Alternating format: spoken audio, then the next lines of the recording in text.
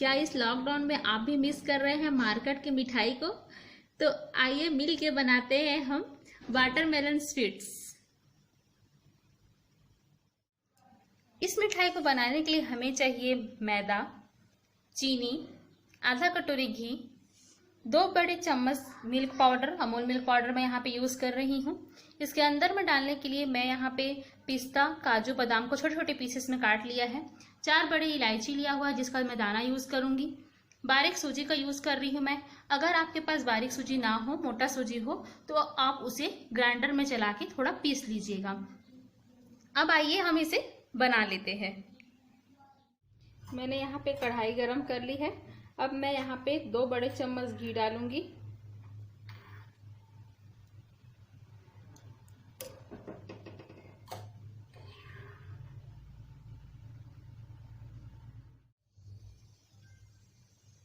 मैंने घी में इलायची के दाने इसलिए डाले हैं ताकि इसका फ्लेवर जो है वो पूरे तरीके से आ जाए। अब मैं यहाँ पे अपने सूजी को डाल लूंगी और उसे धीमे आंच में कुक करूंगी।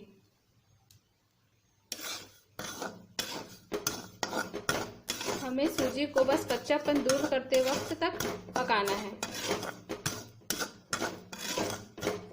इसे आप धीमी आंच में ही पकाएं, वरना आपकी सूजी ब्राउन हो जाएगी और जल जाएगी। क्योंकि हमें इसे ब्राउन नहीं करना है, हमें इसे बस हाफ कुक करना है जब तक इसका कच्चापन चला ना जाए।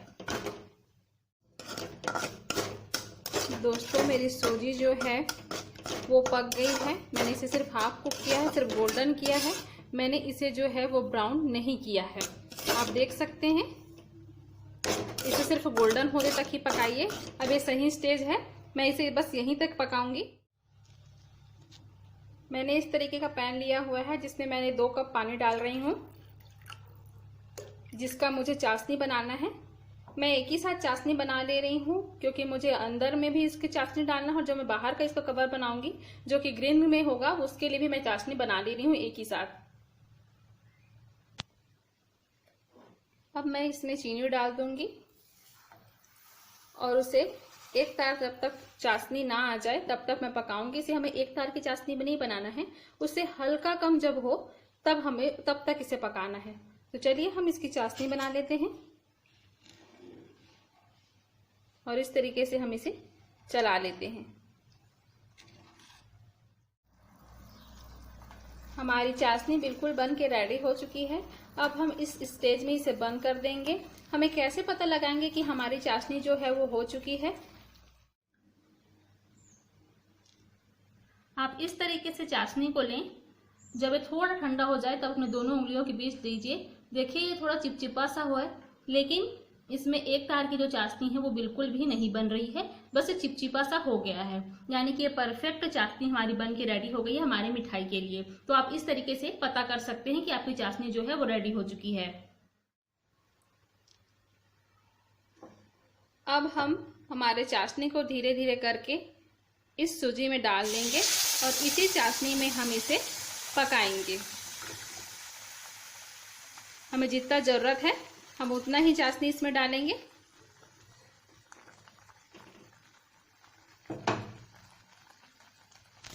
और इसे चला लेंगे। अब धीमी आंच में इसी चाशनी में हम इसे पकाएंगे।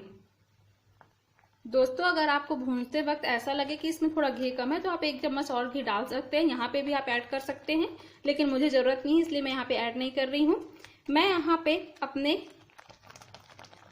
काजू किशमिश जो मैंने चॉप किया था उसे डाल दूंगी और इसे मिला लूंगी।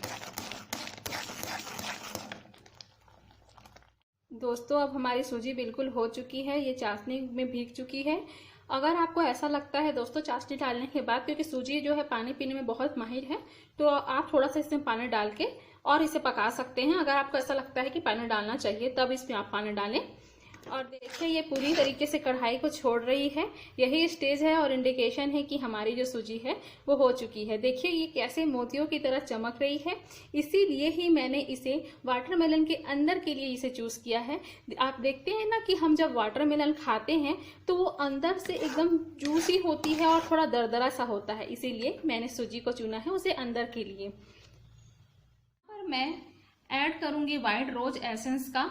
आप चाहें तो कोई भी एसेंस यूज कर सकते हैं जो आपको पसंद हो, जैसे केवड़ा है, खस आता है, ये ऐसा आप कोई भी यूज कर सकते हैं। मैं यहाँ पे रोज एसेंस यूज कर रही हूँ अपने मिठाई में, तो मैं यहाँ पे इसके 2-4 बूंदे डालूंगी और इसी में ही मैं यहाँ पे फूड कलर का यूज कर रही हूँ। मैं यहाँ पे पाउडर फूड कलर का यूज कर रही हूँ, आप चाहें तो आप लिक्विड फूड कलर भी यूज कर सकते हैं।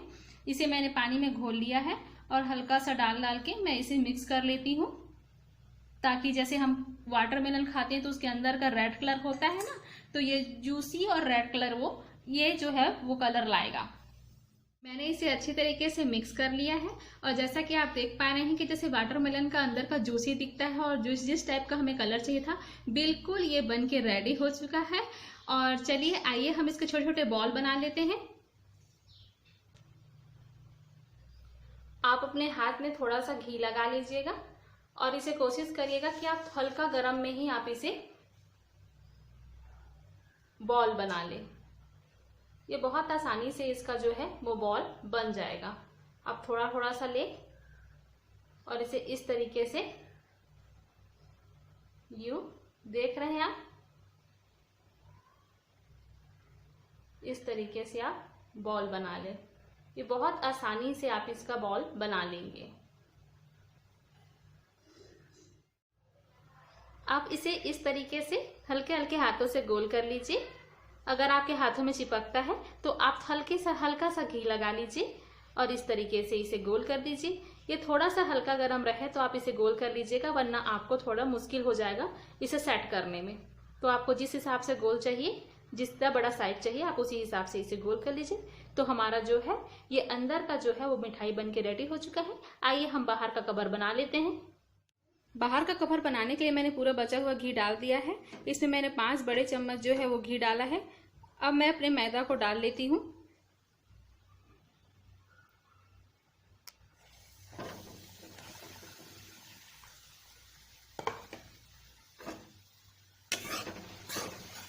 इसे चला लेती हूँ। मेरा मैदा जो है वो बिल्कुल भून चुका है। आप देख रहे हैं कि ये गोल्डन ब्राउन हो चुका है। हमें इसी स्टेज तक इसे भूंजना है। पहले आप देख रहे थे कि जो मेरा मैदा था वो वाइट दिख रहा था। अब देख सकते हैं आप इसका कलर, ये जो है वो आपका गोल्डन ब्राउन हो चुका है। देखिए, तो हमें इसी स्टेज तक इसे भूंजना है। अब मैं यहाँ पे 2 बड़ा चम्मच जो है मिल्क पाउडर डाल दूंगी और इसे और हाफ थोड़ा कुक कर लूंगी। यहाँ पे मिल्क पाउडर डालने का मतलब ये है कि ये जो है वो मावा का आपका टेस्ट लाएगा, क्योंकि हमने इसमें मावा नहीं डाला है। तो अगर हम मिल्क पाउडर डालेंगे तो ये जो है वो मावा का टेस्ट अपने आप ले आएगा। अब हम इसमें धीरे धीरे करके जो हमने बनाई थी चाशनी, वो हम पूरा डाल देंगे और उसे चला देंगे।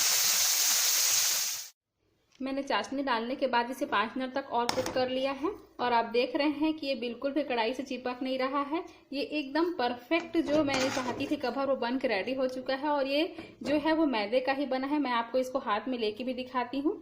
ये देखिए, ये बिल्कुल भी हाथ में नहीं चिपक रहा है। जैसा मुझे कवर चाहिए था ये बन के रेडी हो चुका है। अब मैं इसमें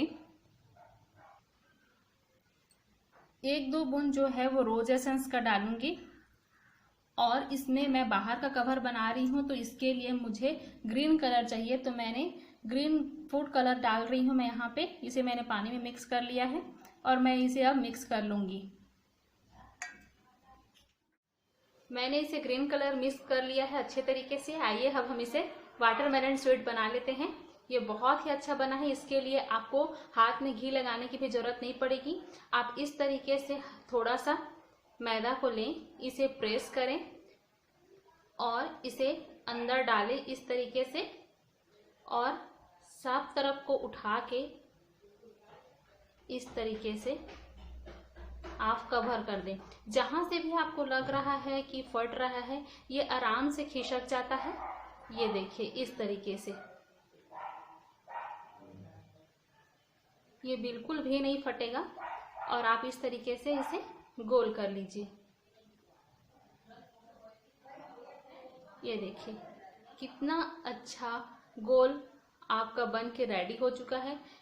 इससे बनाने के लिए आपको हाथ में ग्रीस करने की भी जरूरत नहीं पड़ेगी।